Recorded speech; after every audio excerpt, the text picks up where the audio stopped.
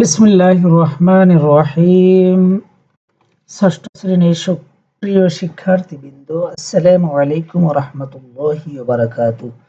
তোমাদের সবাইকে MD Rahman's technology চ্যানেলের পক্ষ থেকে শুভেচ্ছা ও স্বাগতম।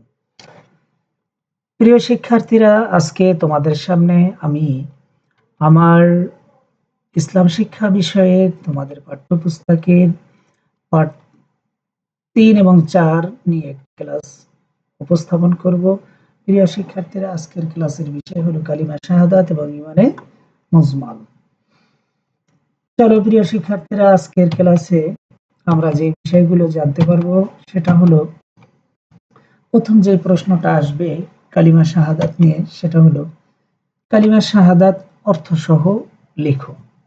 সেক্ষেত্রে তুমি আরবিও লিখতে পারো, বাংলা উচ্চারণও লিখতে পারো।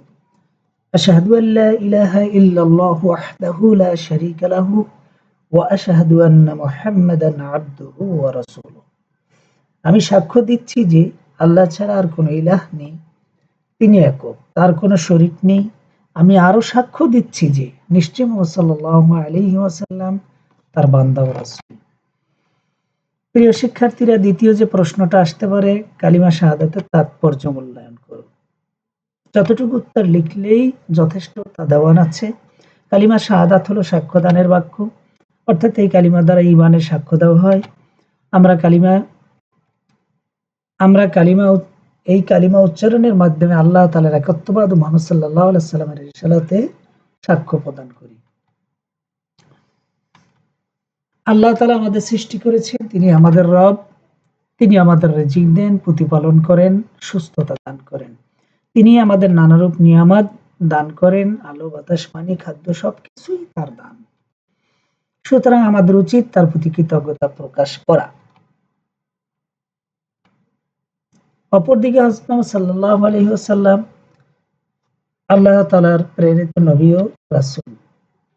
তিনি আমাদের নিকট মহান আল্লাহ তাআলার পরিচয় তুলে ধরেছেন, সত্য মিথ্যার পার্থক্য শিখিয়েছেন, জান্নাতে যাওয়ার দিক নির্দেশনা প্রদান করেছেন। সুতরাং সকল কাজে তার আনুগত্য করা এবং তার প্রতি ভালোবাসা প্রকাশ করাও অত্যাবশ্যক।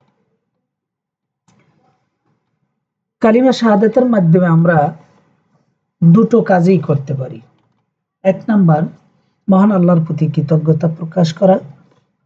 2 নাম্বার, হযরত মুহাম্মদ সাল্লাল্লাহু আলাইহি ওয়াসাল্লামের প্রতি আমাদের বিশ্বাসের প্রমাণ দিতে পারি। সুতরাং কালিমা শাহাদাত এর মাধ্যমে আমরা আল্লাহ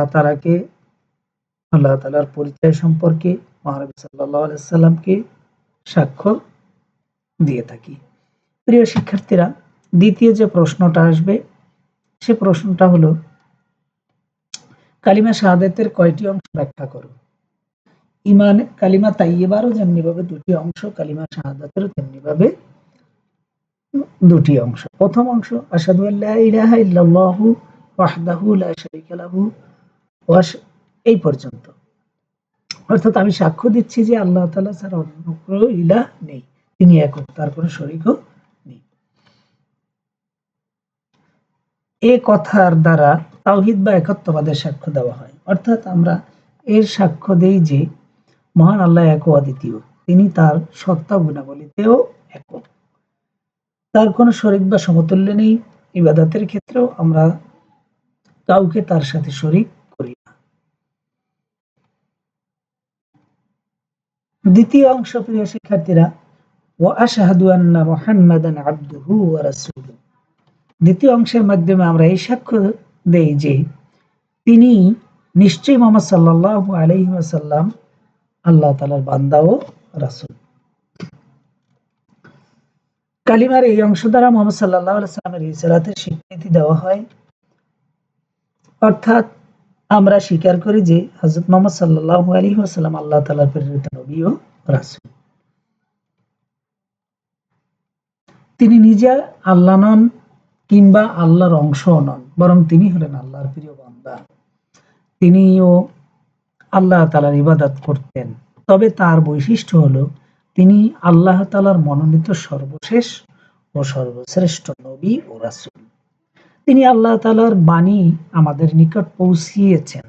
কালিমা শাহাদাত ইমানের অন্যতম প্রধান বাক্য। এর দ্বারা মানুষ নিজ ইমানের প্রকাশ ঘটিয়ে থাকে। সুতরাং আমরা শুদ্ধভাবে এই কালিমা পড়ব এবং এর মর্মার্থ অনুসারে আমল করব। প্রিয় শিক্ষার্থীরা, এবার চলে যাব পার্ট 4-এ। চলো, পার্ট 4-এ যেটা রয়েছে সেটা ইমানে মজমাল। তো এখানেও শুরুতেই যে প্রশ্নটা আসবে, ইমানে মজমাল অর্থ সহ লিখো। সেক্ষেত্রে তুমি বাংলায় এবং আরবি দুটোটাই তোমার লেখার সুযোগ রয়েছে। চাইলে বাংলায় অথবা আরবিতে পারলে সেটা সবচেয়ে ভালো হয়। আমানতু বিল্লাহি কামা হুয়া বিআসমাইহি ওয়া সিফাতিহি ওয়া কাবিলতু জামিআ আহকামিহি ওয়া আরকানিহি। অর্থ, আমি ঈমান আনলাম আল্লাহর উপর ঠিক তেমনি যেমন আছেন তিনি, তার সকল নাম ও গুনাহ সহ, আর আমি তার সকল হুকুম ও বিধিবিধান গ্রহণ করে নিলাম। প্রিয় শিক্ষার্থীরা, এই প্রশ্নটা এখান থেকে তোমরা শিখে নিবে। এরপরে ইমানে মজমালের তাৎপর্য মূল্যায়ন, দ্বিতীয় যে প্রশ্নটা আসবে সেটা হলো, অথবা ইমানে মজমাল কি, এখানে একটা সম্পূরক প্রশ্ন আসতে পারে। ইমান শব্দের অর্থ বিশ্বাস আর মজমাল অর্থ সংক্ষিপ্ত, অতএব ইমান মজমাল অর্থ সংক্ষিপ্ত বিশ্বাস। সংক্ষেপে আল্লাহ তাআলার প্রতি বিশ্বাস করা ও আনুগত্য স্বীকার করাকে ইমান মজমাল বলা হয়। এতটুকু লেখলে যথেষ্ট হয়ে যাবে প্রিয় শিক্ষার্থীরা। এই বাক্য দ্বারা আমরা পুরোপুরিভাবে আল্লাহ তাআলার কর্তৃত্ব ও বিধান স্বীকার করে থাকি। তাৎপর্য কিন্তু পুরো অংশটাই আমাদেরকে লিখতে হবে। এরপরে আরেকটা সম্পূরক প্রশ্ন আসছে তাৎপর্যের ভিতরে, সেটা হলো সংক্ষেপে মহান আল্লাহর পরিচয় দাও। অথবা এই প্রশ্নটা এভাবেও আসতে পারে, ইমানে মজমালের আলোকে মহান আল্লাহর পরিচয় দাও। মহান আল্লাহ তাআলা এক ও অদ্বিতীয়, তিনি অতুলনীয়, কোনো কিছুই তার তুল্য নয়, আবার তার ন্যায় ও অন্য কিছু নেই। তার সত্তা ঠিক তারই মতো, কোনো মানুষ তার সত্তা আকার আকৃতি কল্পনা করতে পারে না। তিনি যেমন আছেন সেরূপই তাকে বিশ্বাস করতে হবে। তার সুন্দর সুন্দর নাম রয়েছে, যাকে আসমাউল হোসনা বলা হয়। তিনি সকল গুণের অধিকারী, সব গুণ তার মধ্যে পূর্ণ মাত্রায় রয়েছে। এসব নাম ও গুণের প্রতি আমাদের বিশ্বাস স্থাপন করতে হবে। মানুষের কল্যাণের জন্য তিনি নানা আইন কানুন প্রদান করেছেন। নবী রাসূলগণ এগুলো মানুষের নিকট পৌঁছে দিয়েছেন। আল্লাহ তাআলার দেওয়া এসব বিধিবিধান মানুষকে সফলতা ও মুক্তি দান করেন। এগুলো অনুসরণ করলে, মেনে চললে দুনিয়া ও আখিরাতে শান্তি পাওয়া যায়। সুতরাং আমরা সর্বদাই তার আদেশগুলো মেনে চলব, অর্থাৎ আল্লাহর আদেশগুলো মেনে চলব। যেসব কাজ থেকে মহান আল্লাহ তাআলা আমাদের নিষেধ করেছেন সেসব কাজ থেকে বিরত থাকবো বা বর্জন করব। আমরা ঈমান মুজমাল শুদ্ধরূপে পড়ব, এর অর্থ বুঝবো, আন্তরিকভাবে তা স্বীকার করব, আর জীবনের সর্বাবস্থায় এবং সকল কাজে আল্লাহ তাআলার আদেশ নিষেধ মেনে চলব। প্রিয় শিক্ষার্থীরা, আজকে এখানেই শেষ। মূল্যায়নের জন্য তোমাদের কিছু প্রশ্ন দিয়েছি। ইতিপূর্বে যদি মনোযোগ দিয়ে তোমরা ভিডিওটা দেখে থাকো, তাহলে তোমরা এই প্রশ্নের উত্তরগুলো এখনই পারবে ইনশাআল্লাহ। আর যদি এখনো তোমার কাছে একটু কঠিন মনে হয় বা অস্পষ্ট, তাহলে তুমি এটা নোট খাতায় নোট করে নাও, তাহলে এটা তোমার জন্য ইজি হয়ে যাবে। কালিমা শব্দের অর্থ কি? এটা কালিমা তাইয়্যিবার মধ্যে আমরা পেয়েছি বাক্য। শাহাদাত শব্দের অর্থ কি? এটা নতুন শব্দ আমাদের কাছে। শাহাদাত শব্দের অর্থ হলো সাক্ষ্য দান বা সাক্ষ্য দেওয়া। ৩ নম্বরে কালিমা শাহাদাত অর্থ কি? কালিমা মানে বাক্য, শাহাদাত মানে সাক্ষ্য দেওয়া, তাহলে এর অর্থ দাঁড়ায় সাক্ষ্যদানের বাক্য। ৪ নম্বরে কালিমা শাহাদাতের কয়টি অংশ? কালিমা শাহাদাতেরও ২টি অংশ। কালিমা শাহাদাতের প্রথম অংশে কিসের ঘোষণা দেওয়া হয়েছে? তাওহীদের ঘোষণা দেওয়া হয়েছে। কালিমা শাহাদাতের দ্বিতীয় অংশে কিসের ঘোষণা দেওয়া হয়েছে? রিসালাতের ঘোষণা দেওয়া হয়েছে। প্রিয় শিক্ষার্থীরা, তোমাদেরকে কিছু বাড়ির কাজ দিলাম।